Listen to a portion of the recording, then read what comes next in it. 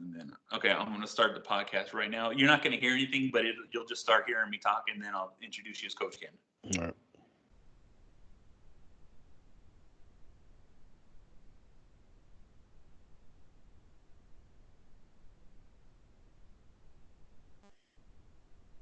All right, this is the Angry Dad, and today I got a special guest and all that good stuff. But before I get into that, I want to thank Blackstone Labs for sponsoring this podcast, and you get 20% off your entire order at blackstonelabs.com. That is 20% off your entire order. Use promo code B to the fourth power at checkout.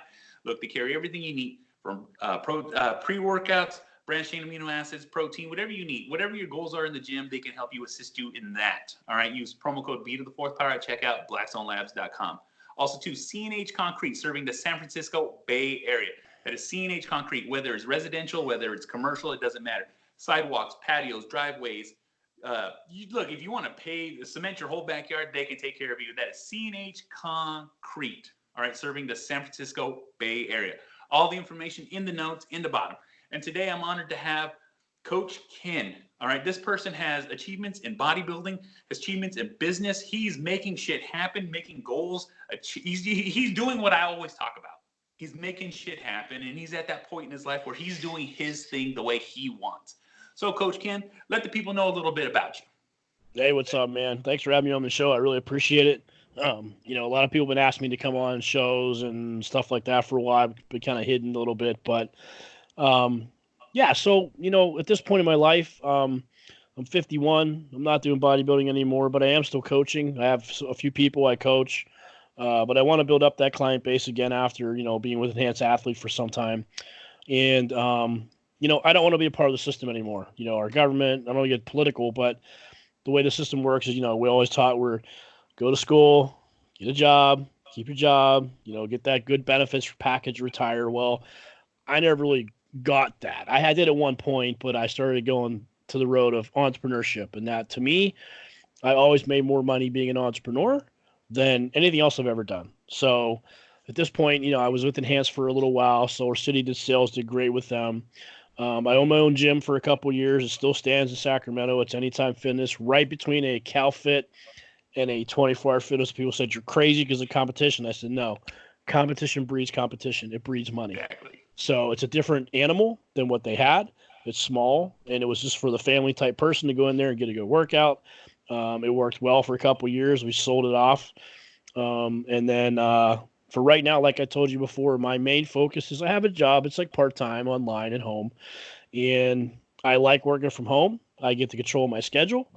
I mean, I got to be on the phone at certain times and parameters, but I'm not tied to a job. I'm not fighting traffic. Yeah. I'm not listening to a boss every day. I don't have to follow, all these rules. Not that I'm against rules, but over time, you kind of get to a point in life where you're just like, I just want to do my own thing. Like you're doing you're doing stand up. I didn't know that. That's cool, man. Yeah, that takes it takes guts for anyone to get up on stage, on a platform, or on a podcast and say, here's me, this is what I'm going to do, like it or not. Some people like you, some people don't. Most people won't like you. But the handful of people out of those millions and billions of people that do, it's enough to make you, a name for yourself. So my main function now is my job I have is paving the way for my financial, stability. And I just got certified in day trading. So now I'm a certified day trader. And I plowed through it in 2 weeks. It took me 10, 12-hour days, 7 days a week to do that. But, once I start making some money at that'll be my full-time job, which I can do anywhere I want to. I can go to Hawaii. I can go to my friends. I can go to my girlfriend's, log in. Honey, give me 2 hours. See if I can make $50, $100, $2,000 done for the day. I can go on vacation, wake up in the morning when the market's open. Actually, I do the Forex market. So the Forex is open 24 hours from Sunday at 4 p.m. until 5 p.m. on Friday night.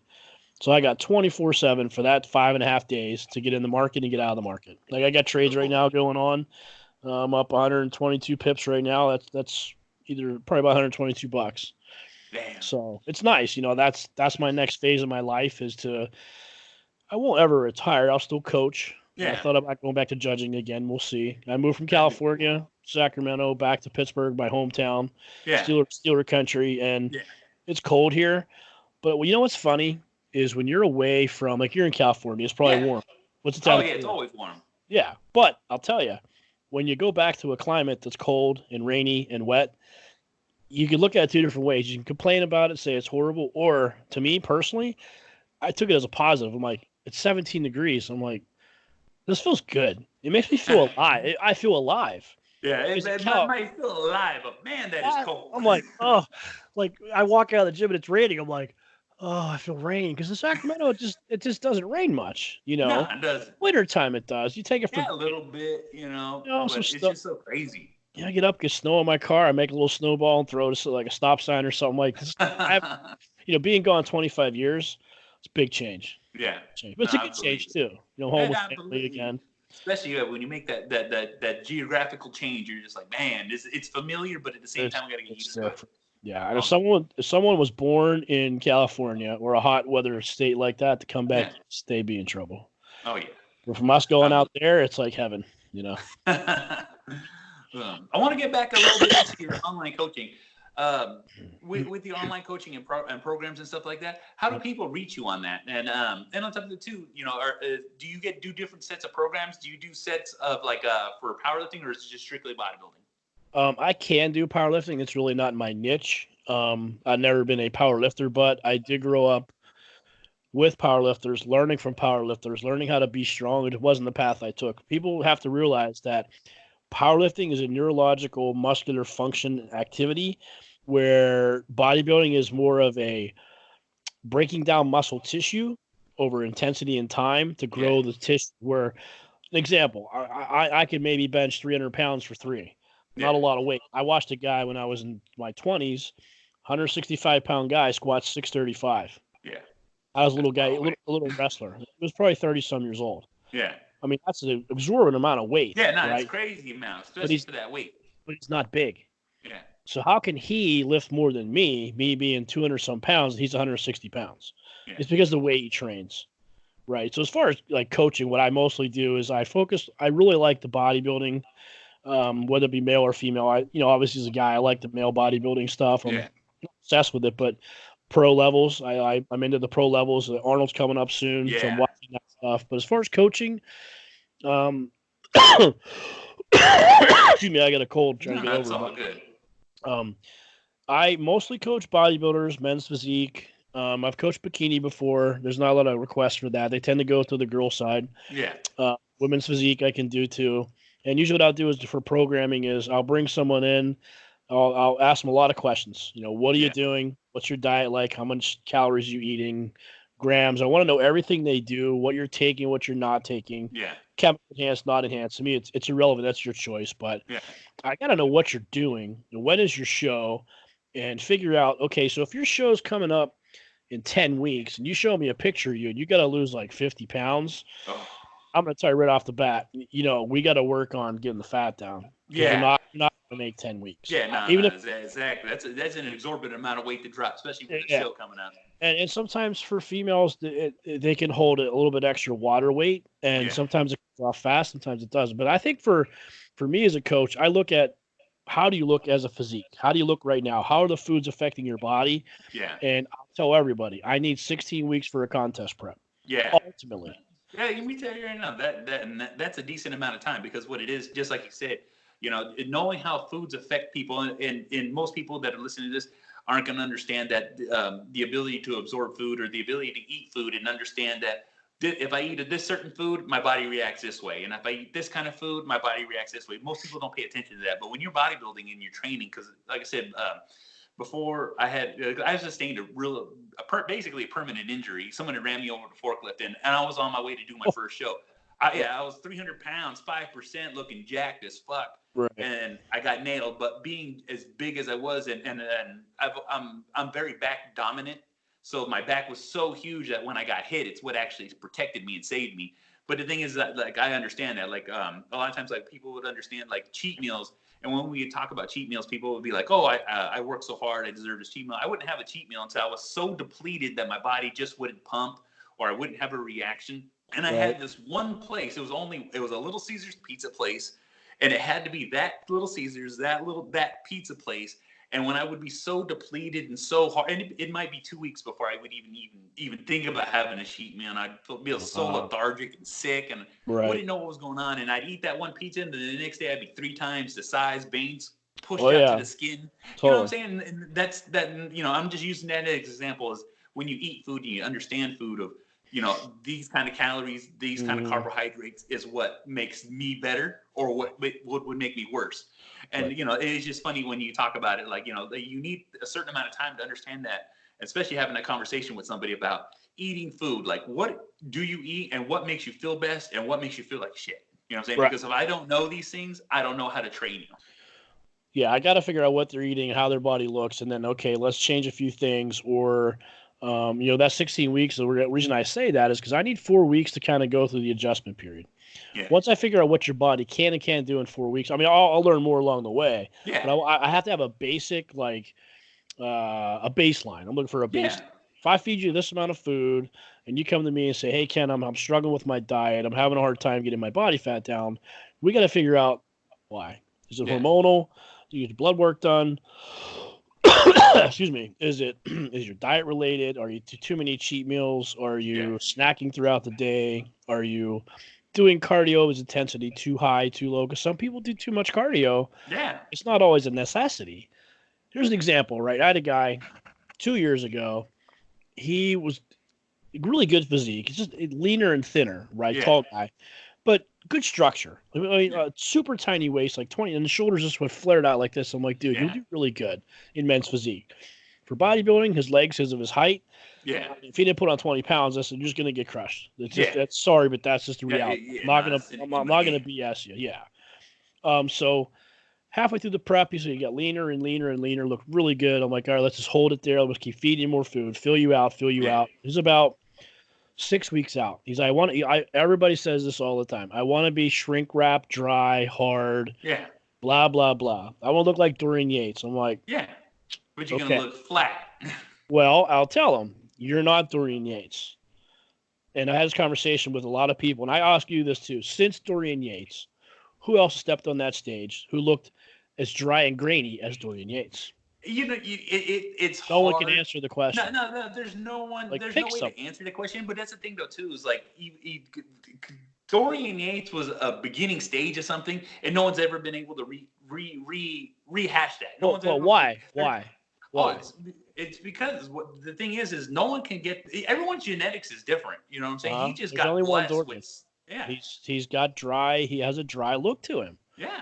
And this kid's like, well, I want to do like 2 hours of stairs for the next 6 weeks because I said, why? He goes, well, the Boston Mass does it. I said, okay. I said, but you're not 5'4", 250 pounds. Exactly. You're not in the 212. You know what I'm saying? You haven't been training. You haven't been training for 20 some years. I'm like, dude, you have to realize that you're an unconditioned athlete. Yeah. This is his first show, right? Oh. Second show. First show he did good. He got called out like third place. It was good. Yeah. And next show he's like, I want to be ripped and shredded like him. Like, first of all, you're doing physique. Yeah. You don't want to be dry, hard, and shredded. You want to look full, and you want to show muscle detail. And your taper. You want to be round. Yeah. Pretty structure is what they want, right? Yeah. And he's like, he kept bugging me. I said, you know what? Fine, go do the cardio. And I said, I guarantee you, what's going to happen in 2 weeks, like you said, you're going to be flat. You're going to feel like crap. And when you come back, if it doesn't work, you got to do everything I tell you and never question it. Exactly. Fine. 4 days later, hey, coach, think I'm done. I feel flat. I'm like, okay, I tried. I could have told you that. And I think a lot of times the reason you should have a coach is because if you want to take things in your own hands, that's fine. Yeah. But you got to pay the price for yourself. And like you said, you can eat foods and say, oh, it affects me a certain way. That's because in your mind, you think you're the best shape you've been in. I might look at you and go, yeah, okay, you're in your best shape. But I tell you, getting on stage right now, you might be in trouble, right? Exactly. There's a lot of things that people don't realize, you know what I'm saying? Ego takes over, man. Oh, yeah. Like people go to shows, especially guys, oh, I'm going to blow everyone away. I'm the best shape I've ever been in. And they get like fourth. And they're like, well, What do you mean? I was in my best condition. Okay, Yeah, that's you, the way you view yourself. That's your perception. And exactly. You that's need that okay. outside perspective. You need the outside set part to go, oh, I'm holding like 5 pounds of water. No, you're fat. No, I'm holding all this water. Can I take diuretics 2 weeks out? No, you have more fat to burn. No, Yeah, it's just water, right? No, you don't. You know, right. I'm telling you, you don't. Yeah. You have to have a good eye as a coach to figure out, is it water or is it fat? Oh yeah, You know, it's so crazy because, like I said, when I first started doing bodybuilding, I didn't know nothing. I thought I was in the gym just training hard, and I got to eat this kind of food and do these kind of things. And then I actually had a couple of buddies of mine who do bodybuilding. Like, look, if you really want to do this, we're going to show you how to do it right. And man, I ain't never threw up so much in my life. I ain't never been so sick in my life. These guys would train me till I fucking would be like, they basically carry me to my car, put me in my car so I can go home. And then, once I started learning how to eat and training how to eat, and like I did so much research, so many hours of just article reading, books, online searching all these documents. And it's just so insane when you have to break it down to a science level to how to eat and what to eat and do all these things. Like I said, I never had a coach, but I always felt I looked good. But like I said, I knew I wasn't at that point. You know what I'm saying? I was in the middle of the training for my first amateur show before I got hit. But it was just, I was so, because like I'm 6'5", and I was sitting at 300 pounds just peeled, wow. but I wasn't peeled like you said, like Dorian Yates or Ronnie Coleman. I wasn't like that at all at that level. You Right. know what I'm saying? I got a 65-inch shoulder width, you know what I'm saying? And I had like a 30, I want to say about 29-inch waist, you know what I'm saying? Trying to suck it in more, but it just, man, like I said, it's just so funny. Like, just hearing you talk about this stuff, it's just like, so crazy. And like I said, All kind of me, like stories. my training, like people don't understand unconditioned trainers. You know what I'm saying? Yeah, Like when they're, it takes years to build this muscle maturity, and people just it feel like they can does. do it overnight. They don't understand it. Like it No, takes years to build that density up. it does. And some people, like I've got a kid, I've been working with him for almost 2 years, and he just can't get his shit together. And I keep telling him, like, dude, I need you to dial in for 4 to 6 weeks. I'm going to put you on stage, and I'm going to prove to you you have a championship caliber physique. And Yeah. he just can't get his mind right. He looks great for not dieting, just eating normal. Yeah. When I met him, he's like, "Well, I can't grow. I can't get any bigger than 172, 168."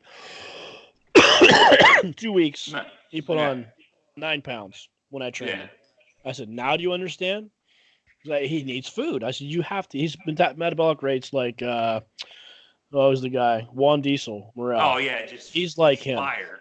He Doesn't just, matter. You can just eat, I eat, could eat, and feed him. nothing. I told him, I said, go get a part-time job in a pizza place Yeah.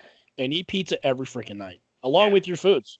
Yeah. He's like, are you serious? I said, yeah, I did it when I was younger. That's how I gained 100 pounds. Yeah. I would eat steak and pizza every night and ate 10,000 calories a day. You have to eat food. Yeah. You And have to. he can't get it together. And sometimes it's like, I tell him, you're 25. Your window is, you got a window about that much, from Yeah. 25 to 35. Yep. That's kind of your window. You might be able to extend it to 40, but there's not many 35 to 40 guys out No. there Not that at all. are. I mean, there's more and more now. I take that back. There's more and Yeah. more now, but respectively of all the people that want to compete, Yeah.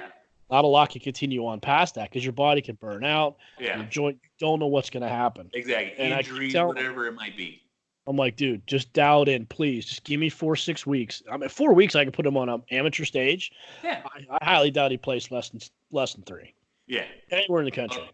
He Especially looks when you that. got, like I said, when you got them freak genetics like that, especially with metabolism. Like when I was doing it, my metabolism, no metabolism at all. Like Right. I said, I had I was almost like, I'm talking about beyond. I'd have the carb cycle. I'd be like, all right, I'm going to eat this like this, build my carbs up, then build them back down, and then build them back up. Because if I ate too many carbs, I just put on just fat. It's just how it went. So like the majority of my time, I was like just eating meat, and I'd have to throw vegetables and fiber into all my diet just to kind of maintain the muscle size and mass that I had. But it was just, like I said, when you got the freak genetics where you can just pile on the food, Oh, you yeah. know what I'm saying?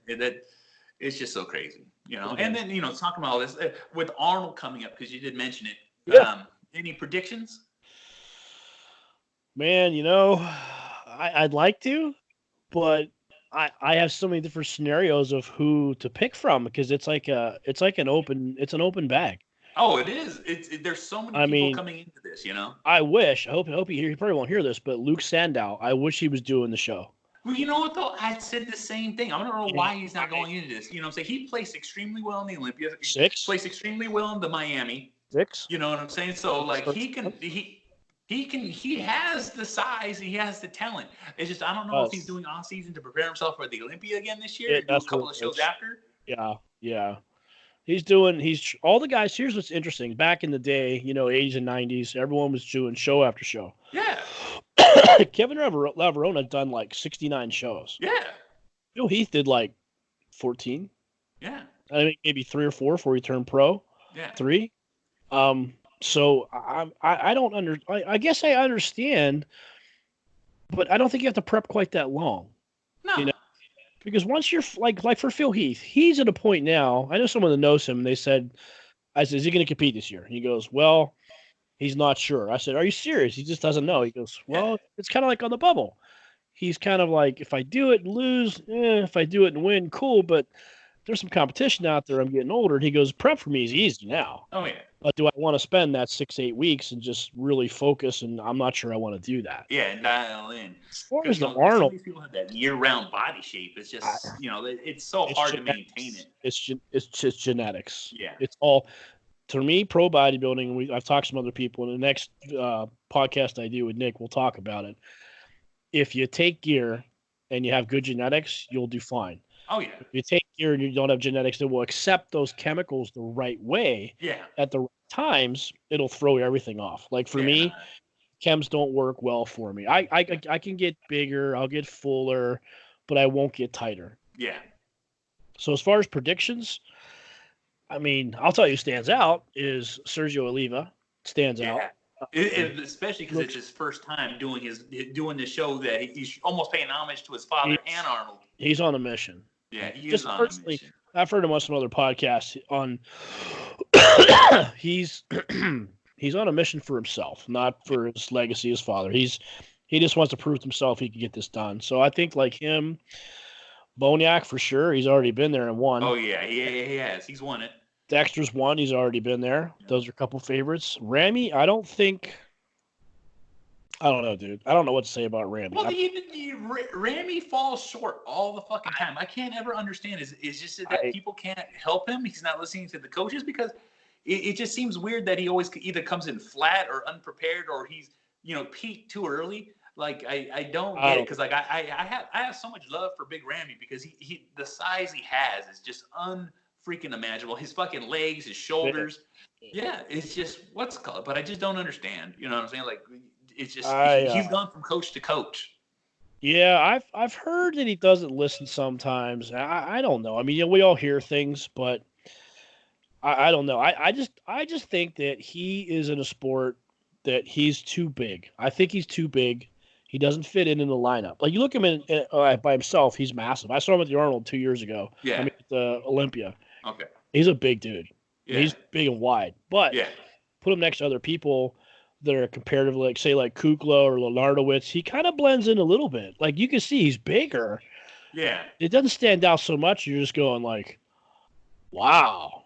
You know what I mean? By himself, whoa. He's big. Or next to Dexter, he's huge. But Dexter beat him. Yeah, but, so, you comparing the Blade to him is, like I said, the definition of mass monster would be Big Ramy, right off top. The Blade is chiseled and aesthetic. For the open, right. But it's just like talking about Big Ramy when you got to speak about Rolly Winkler when you see both of them together. I've never seen them personally. I've only seen them through photos and videos and stuff like that. But it's just like when you see that freak-ish size, you know what I'm saying? It's just so fucking crazy that and the thing too is Rolly Winkler's more aesthetic than Ramy. He's got more of the lines and figures. He's just not this. I almost want to say Coke bottle shape that Ramy is. But I don't know. Like I said, it's just there's so many options going on for the Arnold. I just can't wait to watch. Yeah, and I think Ramy has a good structure. I think he has a good physique. He's got a lot of muscle, and I've seen him come in where I know a lot of guys are just ripping on him saying he's not lean enough, and there's been a couple times I've seen him where he looked pretty damn hard. Yeah. But there's something about being too big that doesn't flow. I think the judges now look at the flow. Like you put him next to Phil, Phil's going to crush him. Oh yeah, yeah. Phil has a It's totally different look than him. Yeah, no, it's just so amazing. Yeah, but I like guys. I like are Kuklo, Lenardowitz, Cedric. I don't know. I like Cedric's shape. Cedric's shape is more traditional than anything else, and I love it. He's in good shape. I don't know. I don't think he cares. Yeah. He's always said, I don't care what I place. All right, that's fine. So let's just count him out then, if that's what he says. No offense, but I think Sergio, I think Lenardowitz, Kuklo, Dexter, Bonac, Lionel Bayeki, he's kind of iffy. I mean, well, you know, they had a lot of. I seen a couple of store articles about Lionel Bayeki being the dark horse in this Arnold coming up, because he said that he's changed up an awful lot of things, and he's planning on coming in swinging hard. Yes, but that all depends on day when you get there. I mean, everyone can talk a lot, so that's so true. I saw Juan Morel before the Olympia, and he took a picture on Instagram. I'm like, damn. I said, well, can you replicate that in the next week? For real. He showed up soft, and I said, dude, what happened? You know, I tried something different. I said, I don't know. He actually just corresponded with me. I said, at that level, why would you try anything different? You know what though, Matt? That's the most craziest thing is like when you hear people changing things up. I'm changing my coach mid prep. I'm like, why? Why are you doing something that's gonna fucking wait till after? It's like bad hair day with Jim Harbaugh. Yeah. Remember he coached with the Bears? And Dick called that play, and he changed it in the huddle. And he's like, why would you do that? They lost. They took him out of the playoffs. He goes, bad hair day. I'm like, oh, my God. You said that to Ditka? You know okay. Yeah. So I think it's going to be very exciting, Arnold, because these are a lot of new guys. Yeah. You know, Dexter's been there, Boniak. Max Charles is kind of, he's in the hunt. Johnny Jackson, I don't see him doing anything. Sorry. I think it goes like that. I respect it. It's an honest opinion. Right? Another dark horse would be Victor Martinez. Well, Victor Martinez, man, that boy's got exactly. He's got a great physique. I just wish something needs to line the stars up for him, and it would go so much more further for him. You know what I'm saying? All his dramas in the past. He's got that's what I'm saying. All this stuff that haunts him. You know what I'm saying? It's just like he's got such a figure on him. I love it. I think he'll do well. And Rolly, I think Rolly's out. And I think he is too, because didn't he have surgery or something? He had something happen right. He pulled a hamstring before the Olympia. Yeah. And I think the Ash is going to compete. Okay. That changes kind of thing because he's pretty decent. Yeah. Maybe some structure issues to what I can see, but I mean, and Patrick Moore. Patrick Moore's like the fan favorite, but I can't wait for the Arnold. I'm like itching away. Like me and my wife always been talking about. I want to go to the Olympia. Yeah. I want to go to the Arnold. Yeah. These are things I want to go to the expo. I want to watch the shows. I've never had an opportunity to do it. Sure you do. You have tons of them. You just haven't gone. You know what you should do? Buy a ticket like for the Olympia now. Yeah. And then force yourself to make plans and go, okay, I bought my tickets, and then when June comes, okay, I got to figure out how to get there. Exactly. Buy a flight sooner or drive. I mean, because I drove from San Diego to Vegas. It's not that bad of a drive. Oh yeah, no. It's same thing for where I'm at. You know what I'm saying? It's like a maybe less than 12-hour drive from where I'm at. Not bad. Yeah. But Patrick Moore could be a dark horse too because he's got a good physique. Oh no, he does. But he does. I watch as a posing coach too. I watch some of these guys pose, and I'm looking, going, "You're hiding your physique." Like Juan Morel hides it with the physique. Kuklo does not. I don't know. It's so weird. Just because I remember posing being so fluid. You know what I'm saying? Like when you speak about Kai Green, he's very fluid. He's got the technique. But the thing is a lot of times it feels so frigid now. You know what I'm saying? Because look, I know these people got these muscle size, and it's hard to move the way you should move, especially when you're dry and tight and you're all dehydrated. Yeah. But I always felt like it needs to be a little more emphasis on the transitions. You know what I'm saying? The transitions sometimes seem so like robotic, and I'm just like, come on, guys, a little more. They're not graded on that anymore. So I know, but I always feel like that should be there. I know they need to hold the muscle pose. I know they need to, but the transition should be so much better. And I can understand when they do the lineup and they ask you to transition there, but when you're doing your routine, I always feel it needs to be a little bit more. Just a little bit more presence to it. Mm-hmm. Mm-hmm. Yeah, I mean, it is what it is, Yeah. I think the sport's still growing. I hear people say it's dying. I don't think it's dying. No, man, it's huge. It's growing. I love this sport. It's different. It's just different. Yeah, it's a different era. Yeah. It I'm goes looking like, forward to it. oh, now that we're also speaking on the Arnold, are you watching any of the strongman competitions and preparing for? Because you know the Arnold has all these different competitions going on at the exact same time. I don't. I just don't have. I only have so much time to focus on so many things, right? Yeah. So I try to pick, like my day trading. That's like my full time job right now. Yeah. Learning and doing it's a full time gig for Yeah. me because I want it to be that way. Yeah. And I want it to be that way, so I'm an expert at it. So when someone asks me how do you do it, I'm Yeah. like, first of all, don't ask, but Yeah. I won't tell you everything, but you got to go through a system and learn it too. So Oh yeah, no, that's and the truth though too. yeah, like You know, my girlfriend's busy. I'm busy doing my stuff. I got a job. I try to work out still 5 days a week. A couple of my buddies they work at 9 o'clock Monday through Friday. They're always hitting me up. Can you come in? I'm like, I can't. I got to be on the phones. I got a meeting. Like I just can't be everywhere. So I like strongman stuff. I just don't watch it. I've never been I'm amazed. I saw a guy do 1,103 pounds deadlift on a video a couple weeks ago, and I was like, it sounds wow. like the Thor, the mountain. You know what I'm saying? Maybe. He just set the record for it So at the Arnold last year. Yeah, it's crazy. Yeah. Oh yeah. Like I said, and they're talking about the deadlift bar because they changed it. They went from an elephant bar to a different bar that was designed specifically for this match. And so, like I said, I follow the aspects because I love strongman. When I originally first started working out, I was more headed towards that way because of my size and my strength. I've always been freakishly strong and freakishly large. There's no reason for my body to be the shape it was growing up. But so I kind of always headed towards it.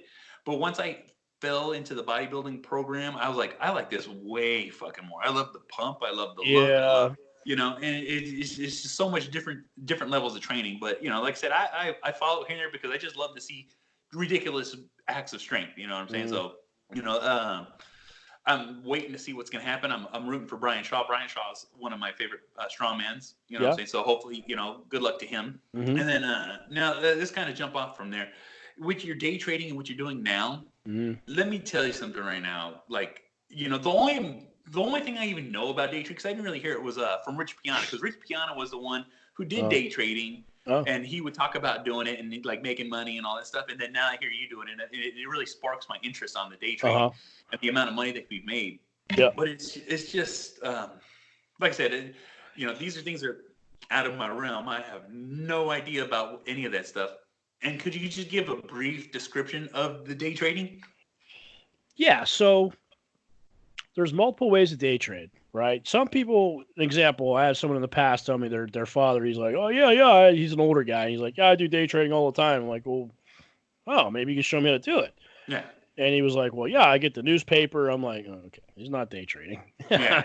But you can day trade almost anything from options trading, swing trading. Swing trading would be something like I take a bid on a small company with, a large cap or small cap, like $3 million or less, that is projected to, do okay in the next couple months. And I might get in that market for maybe like 3-4 days, put a trade in, and you follow the trends. The key is the trend is your friend until it ends. Yeah. So let's say that the market it's here, right? Can you see my hand right here? Yeah. If your market's here and it's going to do one of two things. It's going to go up or it's going to go down. Or, I'm sorry, go up or down, or it can kind of go sideways up and down. Yeah. And you don't know what direction it's going to go until you find out, like, if there's news, like with Trump with the impeachment thing was over. Yeah. You notice the market spiked like crazy? Yeah. People wait and hold their money and go, okay, is it going to be good or bad news? If it's good news, the market's probably going to go up.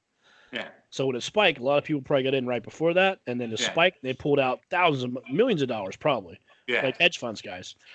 So you can trade the market different ways. I prefer to do Forex because with the stock market and you bet on a business, what if the business goes out of business? Yeah. Now your stock's worth nothing. Yeah. That's happened throughout time. Is it unlikely? Yeah, it's unlikely. You pick good stocks like Apple, Facebook, Best Buy, Bezos, with Amazon. Yeah. But they're hard to get in those big companies.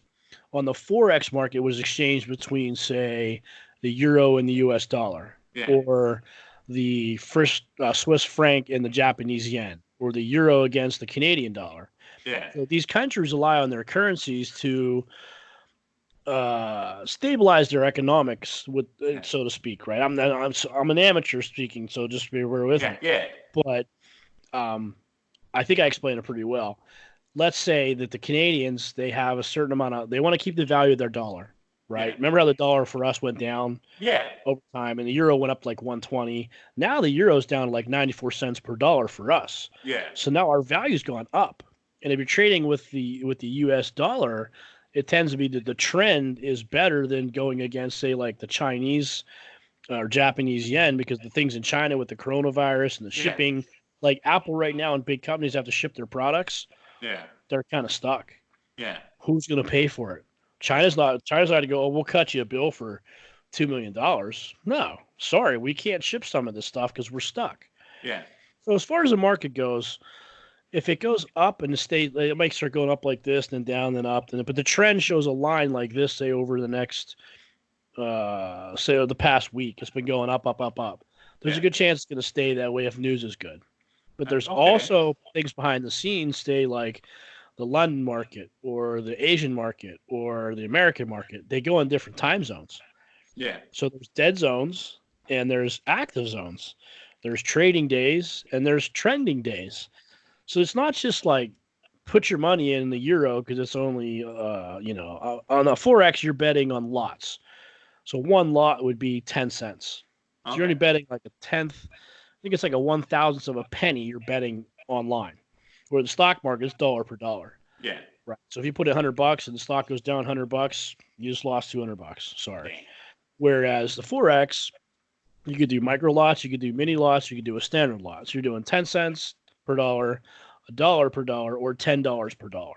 Okay. So if I put in $10 and I go from the euro to the US and it goes from, 1.9552 to up maybe 200, they call it a pip. Each point is a pip. Yeah. If these pips go up, say $50, and I'm putting in 10, well, I just made $500. Wow. That could change in 5 minutes. That could change in 2 hours. That could change in a couple days. But you don't know unless you follow the trends. And there's these patterns. I've heard like the Fibonacci's. Heard of Fibonacci's? No, I've never heard of it, but you got to look it up. It's so cool. Yeah, Fibonacci's. They're everywhere in life. I didn't know this. Like a cat. It's like, it looks like a Nautilus seashell. Okay. This guy Fibonacci created this whole thing where it's like 1 + 2 is 3, 3 + 5 is 8, 8 plus something is something. It goes on to infinity. Yeah. So, but the Fibonacci's exist in everything we do. Yeah. So there's like a pulse to the market. Okay. And if you figure out the pulse and the direction it's going to go, you can master it. The other part is you can go 7 trades in a row and lose 7 out of 10 times. Damn. But still be profitable. Yeah. So let's say you had an example would be you do, say, a $10 trade for 10 trades, and 7 out of 10 you lose. You do a stop loss. So you think that the market's going to go up 50 points and it drops 10. Put a stop loss in to protect yourself. That 10, you lost $10. Okay, on to the next trade. Yeah. If you did that 7 times in a row and lost $70, the next 3 trades, if you bid 10 but they went up 20 points each or 50 points each, say 50 points, you just made $150, even though you lost 70 out of 7 trades, but 3 made 150, you're profiting. Yeah. Make sense? Yeah, no, it makes sense now that you're it's just so crazy just to hear it, you know what I'm saying? Like I said, it's just, there's so much to it, man. It's so crazy. If you saw these charts, I mean, I watch these guys online late night, 2 a.m, and they're doing these charts, and I'm chatting going, how do you make sense of that chart? Yeah. There's just lines, there's dotted lines, they have figures and all this. I'm like, how do you, like, I'm a beginner, so I'm like, how do you figure that out? Don't overcomplicate it. I'm like, you track that stock back to 2013, and you're telling me don't overcomplicate it. I'm like, you know what I'm saying? Like, that sounds. I'm still trying to gaze at what you're saying. That sounds a little bit too much, you know. That's it. But you can dummy it down and do, like, you could do a trade real fast for like 5 minutes. You can get in the market, click a trade, and you say, okay, it went up 10 pips. And you can go, I stop. There's my 10 pips. You can if you want. You'll sit there all day and like blah blah blah blah blah blah, and it's not worth your time. That's crazy. I've got a stock right now that, let me see on here. It is been going on since the 10th. It's been sitting around I think I'm up like $70, and it's now 78. But it's been That's kind cool. of going 72, 75, 78. Yeah. But I'm just not showing any sign of going up. Yeah. So I want it on the sell going down, and if it continues to go down, I'll keep making more money. Okay. Right? I So hope that explains everything. I no, was no, trying to. no. It does. You know what I'm saying? It actually piques my interest a little bit more to looking Oh, into it it's because, like I cool said, stuff, it's man. something that like I said, I've only heard here and there in passing and people talking about it.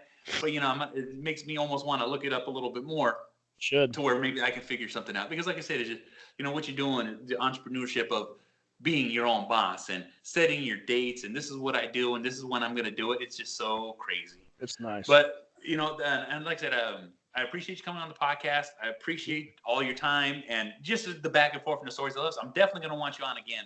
So we're definitely Absolutely. going to have to schedule something so we can get something going. And like I said, for people to find you, Yep. let them know where they can find you. And then I'm also going to put all the information in the notes in the bottom.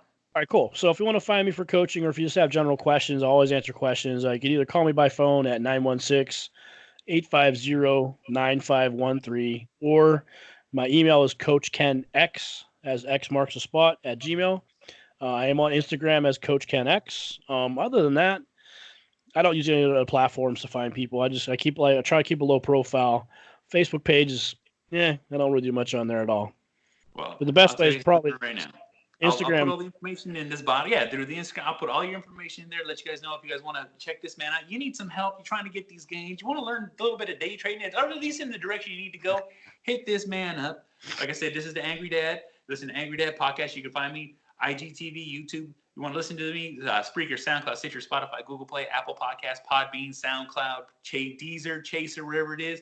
Easy as that. Also, make sure you check out my sponsors. Blackstone Labs, 20% off your entire order. Discount code be the 4th power at checkout. Also, too, CNH Concrete serving the San Francisco Bay Area. I appreciate you guys listening. I appreciate you, Coach Ken, for coming on and just having this beautiful talk with me. I thank you. And like I said, we're definitely going to get you on again. And, you know what I'm saying? Like I said, I'll catch you motherfuckers on the next one. Fuck. All right, man.